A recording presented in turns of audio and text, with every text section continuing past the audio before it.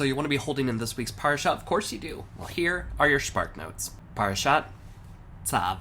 You know what's really annoying is when you find a recipe online that you've been looking for, but before you can even get to the recipe, you have to read this entire autobiographical story that the recipe creator deemed necessary for you to read before you get to the recipe, so you have to scroll and scroll and scroll until you reach the recipe at the bottom of the page. Yeah, this Parsha doesn't do that. We're jumping right to the recipe, Motek. We don't need to hear about when Hashem fell in love with peaches during a summer canning workshop. We need to hear about throwing some meat on the fire. And that's what we got. Parashat Tzav walks us through each of the korbanot, each of the offerings that we learned about last week, but it offers us some new details. For one, some costume changes. We learned that these offerings are not just oopsie fixers, that these are rituals that are incredibly holy. And so while the kohenim, while the priests are offering them on the sinner's behalf, they have to go through an intense cleansing ritual.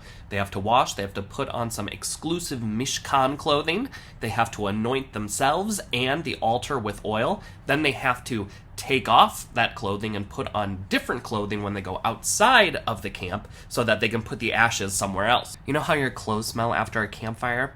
Yeah, I'm imagining that times like 1,000. Hashem then lays out some guidelines about who gets what when the cooking is done. Some of the meat is shared, some of the leftover meat goes exclusively to the kohenim, but the fat and the blood, that is reserved for God and for God alone.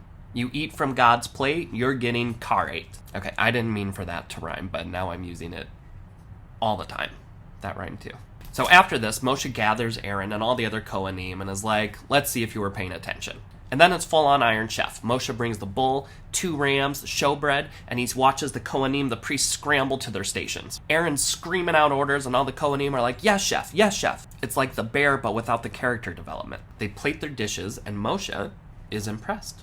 And then he says, this is great, this is wonderful, and now we just have to hang out here for 7 days, and you will be full card-carrying members of the priesthood. And so for 7 days, they have a priest retreat.